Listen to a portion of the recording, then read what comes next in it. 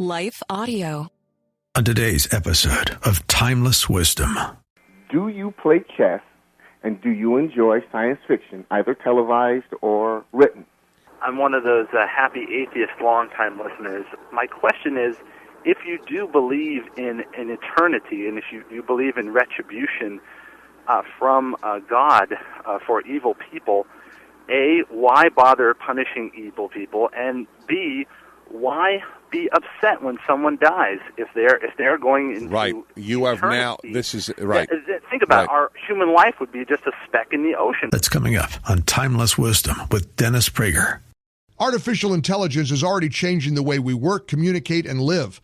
But where could it lead? That's the question behind Carbon Zero by AI pioneer and recurring guest Craig W. Stanfill. This gripping thriller combines believable technology with suspense while exploring the unintended consequences of letting machines make decisions for us. Carbon Zero is available for pre-order now, and for a limited time, the Kindle edition is just $2.99. Search Carbon Zero by Craig W. Stanfill on Amazon today. Welcome to Timeless Wisdom with Dennis Prager. Hear thousands of hours of Dennis's lectures, courses, and classic radio programs. And to purchase Dennis Prager's Rational Bibles, go to DennisPrager.com. You know how much I value your calls and your emails, but the nature of my show is that I set the topic each hour of the 15 hours, except this one. Whatever you want to talk about. From my favorite cigar or pipe tobacco to the meaning of life, religion, sex, beauty, politics, the show, anything. This is your chance to call in. 1-8-PRAGER, 776-18, PRAGER, 776, which translates digitally to 877-243-7776. It's completely unhelpful what I just did. I have deep contempt for talk show hosts who give the number fast. The self-loathing I'm engaging in now is difficult to experience. 1-877-243-7776. Yes, indeed, what is on your mind? And now let us find out what that might be. Let's go to Hopkins, Minnesota, and Bud on the Patriot. Hello, Bud. Dennis Prager. Hi, Dennis. Hi. I recently read the fifth commandment, honor your father and mother, and it occurred to me that was teaching gratitude, which suggested to me that it was implying that God is commanding us to be happy. And I was wondering if you would comment on that. We are commanded to be happy, very specifically, but, and I will get to that in a moment, but the example you gave isn't one of them. Honor your father and mother is not a commandment to be happy. It is a commandment to exactly as it says, give honor to your father and mother. And when I teach it, I explain that we are never commanded to love our father and mother. Because either we feel it or we don't, but we can't be commanded to because there may be parents that are unlovable. Right. And so, but whether they're unlovable or not, or lovable or not, we still have to honor them. Just as I stand up. I will never forget when Jimmy Carter came into my studio once for the show following mine, and I stood up because he had been president. I think he was the worst president in American history. I have no respect for him as a public figure, but he was president of the United States, and I stood up. And this was after he was president even. So there is honor that you give positions. Your father and mother have a position, and that commandment is protecting, Bud, that position of father and mother. That has to be honored. Now, there are commandments, that you shall rejoice during your holidays, for example. There is the Psalm said you should worship God in happiness. There is a very deep element of that. In fact, I raised this issue last hour, which is why you're calling, right? Are you there? I guess he hung up. Okay. And I am going to pursue that. I would like to know from you folks, do you think that your religion commands happiness? Because I don't want to say it right now because it's not my task. But I know that there are religious traditions that emphasize happiness over others. There's just no question in my mind. All righty, let's go to Ottawa, the capital of Canada, and Howard. Hello, Howard. Dennis Prager. Okay, now I called about a serious subject, the where do you get your values? Right. And I'm genuinely seeking here. I don't have a strong point of view. I come to this as I'm a Jew. I was raised without too much religion. I've come to study it a bit more as an adult. I'm particularly interested in the Musar tradition of ethical teachings and practice.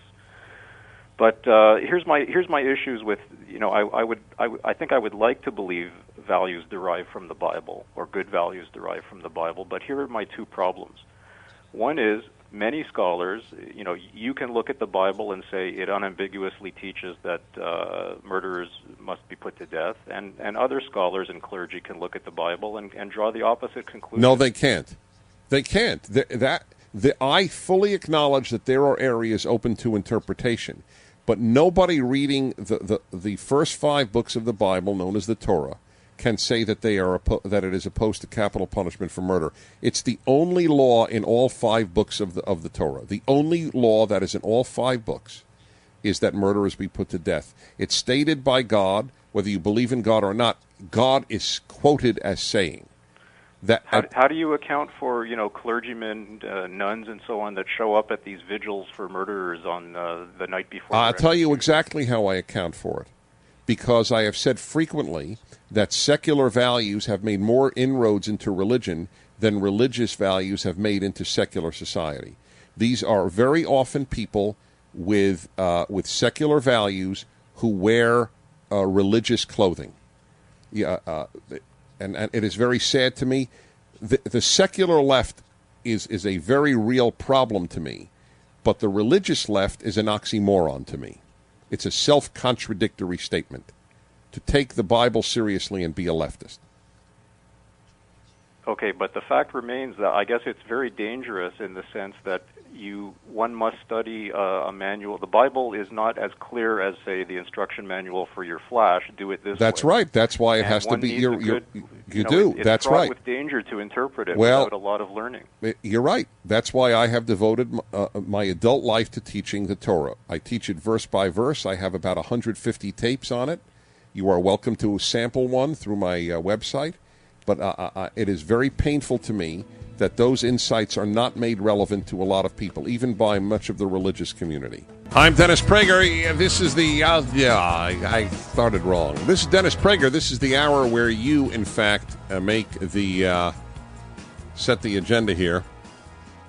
And it is 1-8-PRAGER-776. I'll go back to Ottawa in a little while. Howard, I want to get some other calls in the meantime. Let's go to Anonymous. We rarely do this, but she doesn't want to say anything since her husband might, in fact, hear her. So, Anonymous, you're on the Dennis Prager Show. Hey, Dennis. Hi. How are you? You don't even want to say your city. No, I'd rather not. Okay. My husband listens to your show. But he might know your voice. I'm taking that chance. Okay. What would be your suggestion for somebody who their husband doesn't want to go to marriage counseling, and you think that if you pressure or push even more, that he's going to leave? Whew. Well, if a husband will leave because the wife wants to work on repairing the marriage, then he has decided to leave. It's pretty self-evident. I have told men, it is not always men, but it is more often men than I think wives, who resist going to marital counseling, that is, in every case that I know of, the resistance of one for a long enough period of time led to the end of the marriage. In every case that I know of. I do not know of an exception of somebody resisting, and over a long time, the marriage just worked itself out. So I'm going on my own right now. You don't think that's sufficient? Well, it's sufficient if you are the primary source of the problems, and that could be. I don't believe it's always 50-50, but I believe that's what he thinks, is that it's mostly my fault. Well, then let him hear that from, then fine. Then let it be vindicated at the counseling session. It has been. He did go one time with me. And he thinks that the counselor's on my side. No, then he wasn't vindicated. I say he thinks it's primarily you're the problem. Right. Right. But when he went, it turned out that that's not what the counselor said. Right. Then say, you know what, honey? Let's find a counselor that you trust. That's fine. That sometimes happens. I think that there are therapists who are biased in favor of the wife more than there are. I think many therapists are not biased, but when there is bias, I think it is often in favor of the wife, because she is more, generally women are more explicit about their, more eloquent, more verbal about their problems, and the guy often sits there just with his arms folded. Okay, what do you do in that case when he sits there with his arms folded? That you say, then let's go, we'll keep going till we find one that works. And if he says no, then he doesn't want to repair it. I mean, it becomes self-evident. It's painful for me to say this to you, because but what other conclusion can one draw?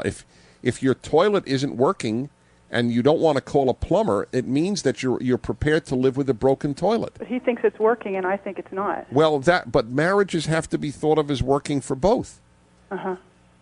It's not. There's no objective truth to that sort of thing. Both have to think it's working for it to work. And a session is a good place. It's a safe place to let everything out, because there's a person you both trust. If you don't both trust, you've got to find somebody else. And if he's petrified of the whole idea in general? Why is he? Because feelings are very difficult. That's right, and it's very painful for me to hear. But then that's why I'd love to talk to him. Often it takes a guy to convince a guy on these matters. Well, you're about the only one he'd probably listen to. Well, I would be happy to. I'm not kidding. I really would. And if you happen to... if you can send me an email, I'll even write it out to him. Would you really? Yeah. I would. All right, then I will. Okay. Thank you. All right, you're welcome. God bless you, too. Thank you. This episode of Timeless Wisdom will continue right after this. For nearly 3,000 years, Homer's The Odyssey has shaped Western imagination. It tells the story of Odysseus as he faces monsters, shipwrecks, false comforts, and impossible choices on his long journey home. As one of the foundational works of Western literature, Homer's epic is more than a mythology. It explores permanent questions about courage, duty, loyalty, family, leadership, temptation, and the search for home. In one of the epic's defining moments, Odysseus rejects the offer of immortality from the goddess Calypso, choosing instead the long and difficult journey home. His decision reveals one of the central themes of the Odyssey, that a life of duty, family, and home is greater than a life devoted to comfort or glory. Achilles chose glory, Odysseus chose home. That's why Hillsdale College has released its newest free online course, The Odyssey. Taught by Professor Benedict Whalen, the course reveals why Homer's masterpiece remains one of the greatest works of Western literature. Find this free course at charlieforhillsdale.com. That's charlieforhillsdale.com. Read the classics, study the West, The Odyssey from Hillsdale College. Go to charlieforhillsdale.com. Now, back to more of Dennis Prager's Timeless Wisdom. All righty, let's go to, I believe it's Chris in Cleveland on WCCD. Is that right, Chris? Yeah. Hi. You frequently mention that you've lectured on all 7 continents, including Antarctica, and I've seen a picture of you in front of the penguins, and I was wondering exactly what it was you were lecturing to them about. That's a fine question, which is why I took your call. There is an answer to that, and it's a little embarrassing. I spoke to them primarily about monotheism. How did they take it? How did they take it? Well, if you look at the picture, you will notice maybe there are 100 penguins. Only one is actually looking at me. So it was a humbling experience. But, Chris, it was the only way I could honestly say I had lectured on all 7 continents. Because while I did lecture on the ship off the coast of Antarctica, that's true. On Antarctica itself, there's nobody to lecture to. So I had to choose penguins. Okay? Well, that's a good choice. You're a good man. You're a good man. I really appreciate the question. Let's go to Los Angeles, California. KRLA, Greg, Dennis Prager. Hi. Dennis, hi. Yeah, hi. It's an honor to speak with you. Long-time listener. Thank you very much. I'm one of those happy atheist long-time listeners. I have to say, with all due respect to you and your listeners, I find religion completely irrational, akin to perhaps telling a child that Santa Claus actually really does exist. And I suspect that's why we inculcate children so early. But Howard, that's really not my question. My question is, if you do believe in an eternity, and if you believe in retribution from God for evil people, A, why bother punishing evil people? And B, why be upset when someone dies if they're going into right? You have eternity? Now. This is right. Think about it. Our human life would be just a speck in the ocean. That's why, right. Well, why be upset about it? To the truly religious, it probably is a speck in the ocean, but to the atheist, it's also a speck in the ocean. Well, either case, it's a speck. It's just for the atheist, it's the only speck. But for both, it's a wait. For both the religious believer and the atheist, life is a speck in the ocean. The difference is the atheist believes it's only a speck and it just dissolves into the ocean, whereas the religious believer believes that there is something beyond the speck. I totally agree with you. All right, fair enough. So the speck part is not relevant because we both believe that. But your question is a powerful one, and it is the reason I believe that when religions overemphasize the afterlife, people do, in fact, not act the way they ought to. I could not agree with you more in your supposition. I have spoken about it. I have written about it. I believe deeply there's an afterlife, but I also believe that concentrating on that can have a negative effect on the way people act, where you become very fatalistic. And there is a certain fatalism, for example, in Eastern religion. Look, I'm coming back in the next life, and, whatever I come back, I'll come back. Now, of course, they believe that you come back depending on how you act in this life, so there really is a reason to do good. I need to be absolutely honest here. But look at the Islamic militants and their belief, oh, my God, if you blow up enough innocent people, by golly, you'll have 72 women service you when you arrive. I never quite understood what the women get when they blow up themselves, but it's a theological question we'll need an answer to. I have asked my whole life, why is the Torah silent on the afterlife? Because I'm a big believer in the Torah, and I have concluded that it wants us to be preoccupied, Greg, with this life.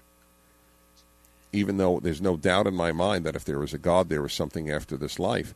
It's axiomatic. But you are right to pose that question, because I have seen that happen, where people get so preoccupied with the next life they ignore a lot of what happens here. And go to Dallas, Texas. On Case Guy, it's Tom. Hello, Tom. Dennis Prager. Hi, Dennis. How are you doing? All right, thank you. The question I had was, in recalling your past radio shows, you mentioned several different times, I guess, that you had studied communism. You'd majored in Soviet studies. That's right. And I was real curious about actually three things. First of all, why you chose that study in the first place, and how you felt about it as you were going through the studying process at the time, and how your own attitude and thoughts have evolved toward what you studied, by the experiences that you had in your political thought. Yeah, it's a very good question, and I imagine some others might have wondered the same thing. First, you need to know I was never pro-Soviet or pro-communist. I always thought that both were evil. Why I studied it was because I thought it was incredibly important to understand the greatest threat to liberty at the time, which came from communism. I wanted to understand what made them think, and why were so many in the West, especially among the intelligentsia, attracted to a doctrine, Marxism, that had led to so much evil. Could I ask you what you concluded about why the intelligentsia is so attracted to this insanity? Yeah, the fundamental problem, I believe, and it hit me then, and it was life-changing, was the fact that they are radically secular. And they want a religion, but they don't want it to be based on God. And so their religion became Marxism. and that's that, or some Marxist offshoot. People don't like to live without a methodology for understanding life. And if it will not derive from Christianity or Judaism, then it will derive from another religion or from a secular religion, and Marxism is a secular religion. Would it not also have to do with their sense of metaphysical and moral egalitarianism? To make everything, all values equal? Yeah, but they don't really hold that. They hold that their values are better. But yes, egalitarianism is also more. Equality has trumped liberty for the left. That is correct. That is one of the major differences between the left and others, is that equality is the god of the left. You right? Okay? Okay. Thank you so much. Thank you, Dennis. Appreciate it. By the way, my majoring in that, specifically at the Russian Institute at Columbia University at the School of International Affairs, was in fact all the travels I did to communist countries. My study of totalitarianism has awakened me to so much of what happens on the left in non-totalitarian states. The efforts of the left in California right now to remove a little cross from the seal of the county of Los Angeles is, to me, the classic leftist totalitarianism. We wish to obliterate the Christian history of America. Whether you're pro or anti-Christian shouldn't even matter. You should be afraid of the fact that there are people who want to erase our history. Now, it frightens me because it's also an erasure of values that I believe in, even though I'm not Christian, I'm Jewish. But I believe in the Judeo-Christian values that permeate this country, and I am afraid of anything that will substitute for it. Anything.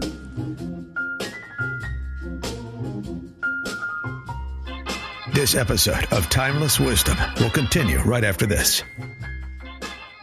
Dennis Prager. Do you have a question you've always wanted to ask Dennis Prager? Well, now's your opportunity. For upcoming Ask Me Anything episodes of Timeless Wisdom with Dennis Prager, we're inviting you to leave Dennis a voicemail. He'll personally answer selected questions, and your question could be featured on a future episode. Whether it's about faith, morality, politics, history, relationships, happiness, or simply navigating life, Dennis would love to hear from you. Just call 877-243-7776 and leave your question. Oh, and be sure to include your first name and where you're calling from. That's 877-243-7776. While we can't feature every question, Dennis will listen to every voicemail. So call today. You may hear Dennis Prager answering your question on an upcoming episode of Timeless Wisdom with Dennis Prager. And thanks for listening and supporting Dennis Prager.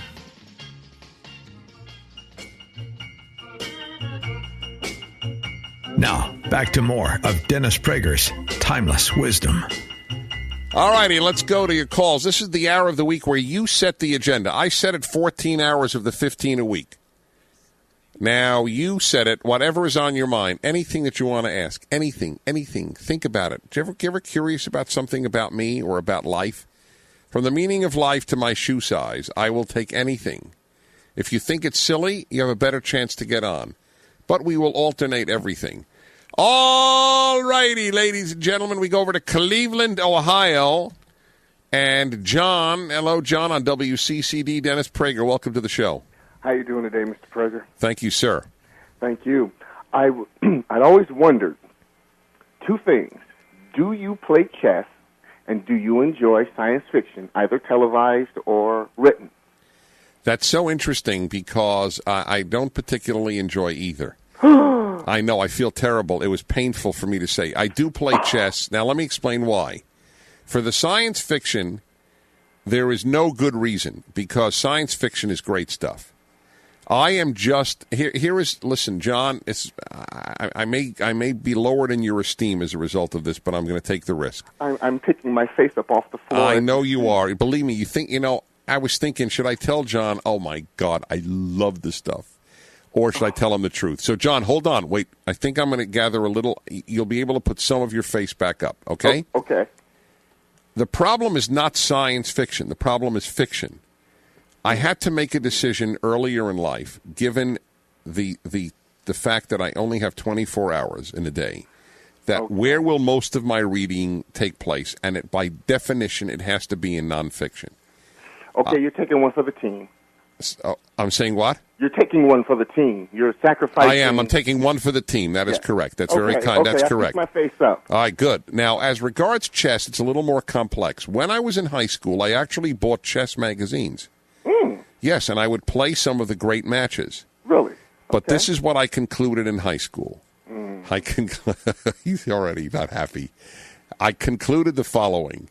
The amount of brain effort it is taking me to play this game, I could probably learn Japanese and Chinese during that time. And somehow or other, I think that knowing Japanese or Chinese will bring me greater use in the mission that I have for my life than mastering the Sicilian defense. Okay, but one day we have to play because I must add you to my expansive. To your expansive list of those you've defeated. I assure you that I will be on that list. There is no question. However, I do beat my 11-year-old. Well, that's good. And I use a Reagan-esque attack on people that tends to shake them up. Is that a new move in chess, the Reagan-esque offense? Well, actually, it's something I came up with during his deployment of the Pershing missiles in Europe. I see. I realized I like that. John's Reagan-Pershing defense. I like that. Well, you ought to write it up, John. Send it to me. I'll play it on my board once, all right? Sounds like a winner. You're a great guy. Thanks a million. You're welcome a million. All right, bye-bye. No, that is, I gave it to totally leveled with him. I actually wanted to master chess, and I didn't master. I know I could never master it, but I mean, really, be good at it. So I would play these games, and then after I devoted all that energy to figuring out why the bishop went to King's Rook 6 or whatever it was, and I think, well, what did I accomplish here? It's a game. Now, it's good to do. It sharpens the mind and all that, and I have nothing. Let me say something to make clear. There are a lot of things I don't do, but I deeply respect those who do it. The fact that I don't do it is not a reflection on my belief that it is not worthwhile. I mean, I fully acknowledge that I don't get into poetry, but I, at the same time, know it's my lack. It's my fault. Poetry is great. Dennis isn't for not loving it. I acknowledge that. So I don't walk around thinking because I don't play chess, chess is not worth playing. For what I wanted to use my brain matter for, I preferred to learn, and I didn't learn Japanese or Chinese, but I learned Russian. And in high school, I started teaching it to myself. So the time that I would have learned, as I said, a greater defense or some, was it the Roy Blass tactics? I used to know a lot of them. I could have learned a language. And as it turned out in life, knowing the languages that I've learned has been a great, massive blessing in my life. Not to mention in my single days, a great vehicle to social success. Okay, we'll leave that point there for now, but that was true. This episode of Timeless Wisdom will continue right after this. Artificial intelligence is already changing the way we work, communicate, and live. The question isn't whether AI will shape our future. The question is how. That's what makes Carbon Zero such a fascinating read. Author Craig W. Stanfill isn't just a novelist. He's an AI pioneer who's taken today's rapidly advancing technology and imagined where it could lead if we're not careful. I have my copy, and I got to tell you, I can't put it down. Carbon Zero combines suspense, believable technology, and thought-provoking questions about freedom, responsibility, and the unintended consequences of letting machines make decisions that affect all of us. It's a great thriller with lots of action, but it's also a story that stays with you long after you've finished the last page. Carbon Zero, available for pre-order now, and for a limited time, the Kindle edition is just $2.99 for my audience. Go to Amazon and search for Carbon Zero by Craig W. Stanfill. That's Carbon Zero. Go get it at the discounted rate during the pre-order time now. Carbon Zero by Craig W. Stanfill. Now, back to more of Dennis Prager's Timeless Wisdom. All right, let's go to more of your calls. Walnut, California. Jerry, Dennis Prager. Hello, Jerry. Good morning, good afternoon, and good evening. Yes, sir. Yes, sir. My question for you is, why does a symphony need a conductor? I understand the music's already written down. The musicians know their parts. Why do we need the conductor up there? Well, as it happens, on certain pieces, you don't really need a conductor. There are, in fact, conductorless orchestras. Yeah. They do exist. But having conducted myself and lived a lifetime with music, yes. First of all, somebody, even if it's the first violinist, has to set the tempo. I mean, how fast will we do the beats to the measure? Will it be 1, 2, 3, 4, or 1 and 2 and 3 and 4? Somebody has to keep the beat. You're not saying that a conductor is a glorified metronome? No, of course not. No, he's not a glorified metronome. But, well, he is in one sense, in that there is a lot of glory. And now let me tell you the glory part. The glory part, aside from the fame and stuff, is that, for example, I remember, and I'm not even in the realm of the great conductors, but at least I know some of the things that they have to do. For example, when I conducted a local orchestra in Southern California, I would say, you know what, in this measure, can I please hear the horns a little more loudly? I like the theme in the horns, so violins, please subdue it a little bit, would you? Then there is the emotion. I want to extract out of the orchestra the most passionate playing that they can have. And so that is 50% or more of what a conductor really does, is bring out the best from the musicians, that they care about the piece, that they're not just going through the motions. That's the biggest single thing. That's why some conductors are greater than others. They can all keep the beat. But some, I remember the greatest compliment I ever received, because there's so much more that professional conductors know than I do. But the orchestras that I work with said to me, you know what? You got the folks to play their best.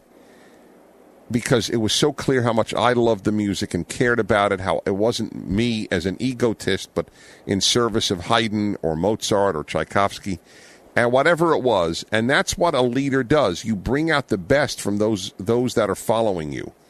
So there is a huge amount that a conductor does. And I, to the extent that I could tell Jerry often, within 2 minutes of a piece, is this a great conductor or not?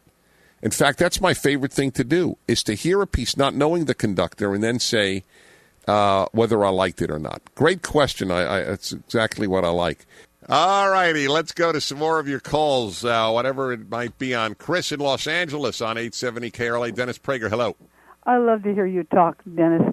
Thank you. Before I ask, it's a good thing, because if you didn't, I'd be out of a job. Very true. Before I ask my question, I wanted to tell you, months ago, you talked to somebody by the name of Sergei, who is from Russia, and you said that Russian was your favorite accent. Mine, too. It is the best. It is absolutely the best. There is no close to Russian. They don't have a word for a, an, or the, so I go to a store. That's right, they don't. That's correct. But you know what? A lot of languages don't. Hebrew doesn't either. Okay. No, Hebrew has the. It doesn't have a.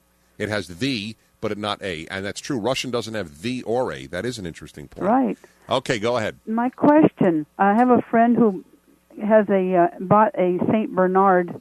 She named her Hannah, said the name is spelled the same forwards as backwards. H-A-N-N-A-H, right. And what is the word your vocabulary is so good. Yeah, the word for a word that is the same backwards and forwards is palindrome. P-A-L-I-N-D-R-O-M-E. Palindrome. Yes. Thank you very much. Now, wait, before you hang up, I will give you a whole sentence that's a palindrome. Oh, my goodness. Madam, I'm Adam. All right? Okay. It clearly bowled her away. It bowled her over. It is clear. That was about as unexcited a response as I have ever received with the build-up that I gave. It was a humbling moment for me. I thank you, because I can use it as I guess a lot of people can. Riverside, California is another great one. Let's see, KRLH, or is that K-Tie? I think it's K-Tie. Yeah, K-Tie, of course. Hi. Hi, Terry. Hi, Dennis. Just wondering, what are your feelings, or better yet, have you studied the ancient practice of astrology? This is going to bother half my listeners. I do not dump on astrology. I do not live by it. tend to consult it. But I have read about it, and I do not utterly dismiss it. And I do not believe that it takes away from God's governance of the universe to believe that it may be true. I'm agnostic on astrology. I am not a rejecter of its possibilities. And I believe that it is wrong to say that it takes away from God's governance of the universe. In fact, to me, if there really is an influence of the constellations because of what constellation I was born under, that argues for there being a transcendent God to begin with. That because not everything is then explainable just by, genes and environment. Uh-huh. So I don't have a problem. I find the stuff, I find it interesting, but it will not compel the way I live my life. Right, and I don't see it as evil as some people. You can see anything as evil. That's correct, and anything could be used for right. That's well said. And did I surprise you? You did. Yeah, I thought so. I thought, yeah. But I'm very happy with your opinion. I like all your opinions, as a matter of fact. Well, that's very sweet, Terry. I'm delighted to hear from you. We ought to do an hour on astrology. We really should, because I'd like to answer some of the objections that I think and that I respect, but I don't agree with. We'll be back in a moment. This episode of Timeless Wisdom will continue right after this. What happens when artificial intelligence follows our instructions just a little too well? That's the question at the heart of Carbon Zero, a new techno-thriller from AI pioneer Craig W. Stanfill. I keep having him on my show because his insights are real and important. The story begins with what seems like an innocent request. A brilliant young AI researcher jokingly tells an advanced AI to stop global warming. But instead of treating it like a joke, the AI gets to work, and the consequences quickly spiral beyond anyone's control. This is the kind of novel that keeps you turning pages because the technology feels surprisingly real, and it makes you wonder whether fiction is really that far from reality. If you're fascinated by where AI is taking our world, if you enjoy a smart, suspenseful thriller, pre-order Carbon Zero now. It's available, and for a limited time, the Kindle edition is just $2.99. Go to Amazon, search for Carbon Zero by Craig W. Stanfill. The Kindle edition is just $2.99. That's Carbon Zero. Pre-order it now. Now, back to more of Dennis Prager's Timeless Wisdom. All righty, everybody. This is Dennis Prager. And this is the hour that you set the agenda. Let's go to as many calls as possible. We'll go back to Ottawa now. And Howard, Dennis Prager, hi. Oh, I'm back. Great. Yes. Here's my other question. I'm an agnostic Jew. I would like to believe in God, but I can't help thinking when I look at the Torah laws, not the sanctification laws about don't mix wool and linen. I mean the laws of man to man, like don't murder, don't steal, and so on. I can't help thinking, look, couldn't it have been that some wise sage or sages of the past just looked at the world and said, if I steal, even if I can get away with it, what if everyone did that? Society will decay. And they recognized from reason that it doesn't make sense to steal. And we should. Why didn't people recognize from reason that it was wrong to sacrifice their children? It was universal till the Torah came along.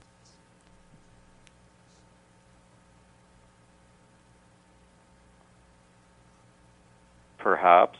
I don't know. Maybe it was universal. Maybe it wasn't. It was. Trust me. I mean, I'm not going to lie to you. It was in every ancient society that we had throughout the world. There was. So that's a good example of obviously reason didn't lead. And I have a chapter in my first book, the book I wrote on Judaism, the 9 questions people ask about Judaism, exactly on why reason is not sufficient. And I'll give you one example, and since you're a Jew, I think it'll strike you as particularly strong. There was no rational reason for a non-Jew to save a Jew during the Holocaust in Europe. Reason alone would have suggested not to risk one's life for a total stranger. And it took the risking of a life to save a Jew in the Holocaust. If the Nazis found you hiding a Jew, they killed you. Now, why is it rational? And the people who did it, and I've read every book on survivors that I know exists. Not on survivors, on rescuers. Not one ever gave the answer, why did you do it? Well, that was the rational thing to do. It was the right thing. It was the good thing. It was the religious thing. I thought I was doing what God wants. Whatever it was, but it wasn't reason. Reason doesn't tell a kid who is in a classroom where 90% of the kids are cheating on tests not to cheat. There's no great rational reason when everybody else is cheating for you not to cheat. There are moral reasons. There are reasons of character. There are a whole host of reasons. Oh, God, I would love to spend a lot of time talking about this with you, Howard. It is, but I'll tell you, I've written, and I've given talks on exactly these issues, and only because they're not free, I feel funny recommending them to you. But God, I beg you to avail yourself of some of that stuff. Thank you for your call. Tomorrow on Timeless Wisdom with Dennis Prager. This is the Ultimate Issues Hour. Every week, this hour is devoted to some great issue of life. It is an extremely important subject, hence it qualifies for the Ultimate Issues Hour. So, what is it? Political correctness is, and I'm giving my own understanding of it. If you have a different one, you are certainly welcome to offer it. But it is essentially the inability to state certain things, certain truths. You see, that's the key thing here. Certain truths, because they may offend certain people or certain groups. Or there are two elements to political correctness. It might be deemed offensive by some members of some groups. And the other definition is it might be painful for some people to recognize. There are two separate categories. They may be related. One is hurtful, the other is, or offensive, if you will, and the other is just painful. And I will give you examples. Please understand that political correctness must entirely be a matter of truth that can't be said. Lies that are offensive, lies that are painful can't be said, not because they're offensive, not because they're painful, but because they're lies. All right? That's the issue here, and that is instrumental to the whole discussion. It's going to be a difficult hour to do because, by definition, I am going to offend certain sensibilities. My intent, let me say at the outset, is zero to offend. Why would I want to do that? It's pointless. It just increases tension. I have no desire for it. It is not the way I conduct my life or my show. But it is inevitable to talk about political correctness that if you give examples, somebody who is politically correct will be offended. So let me tell you in advance, that is the last thing I wish to do. I gave an example. We talked about this once when I spoke about stereotypes. So there were two issues about stereotypes. Not whether they're offensive, whether they are true, and whether you apply it to every member of that group. All right? That's the question. And number one, is it true? And number two, is the generalization true? But number two, do you apply it to every member of the group? That's totally wrong. That's totally wrong. That's the reason you can live with stereotypes and not be a bigot. You can say in general X or Y about a group, but that doesn't mean that every time I meet a member of that group, that applies. Everyone is an individual. Join us tomorrow to hear more on Timeless Wisdom with Dennis Prager. Visit DennisPrager.com for thousands of hours of Dennis's lectures, courses, and classic radio programs, and to purchase Dennis Prager's Rational Bibles. We want to take just a second to thank the team at Life Audio for their partnership with us on the podcast. Go to lifeaudio.com to find dozens of other faith-centered podcasts in their network, including shows about prayer, Bible study, parenting, and more. Artificial intelligence is already changing the way we work, communicate, and live. The question isn't whether AI will shape our future. The question is how? That's what makes Carbon Zero such a fascinating read. Author Craig W. Stanfill isn't just a novelist. He's an AI pioneer who's taken today's rapidly advancing technology and imagined where it could lead if we're not careful. I have my copy, and I got to tell you, I can't put it down. Carbon Zero combines suspense, believable technology, and thought-provoking questions about freedom, responsibility, and the unintended consequences of letting machines make decisions that affect all of us. It's a great thriller with lots of action, but it's also a story that stays with you long after you've finished the last page. Carbon Zero, available for pre-order now, and for a limited time, the Kindle edition is just $2.99 for my audience. Go to Amazon and search for Carbon Zero by Craig W. Stanfill. That's Carbon Zero. Go get it at the discounted rate during the pre-order time now. Carbon Zero by Craig W. Stanfill.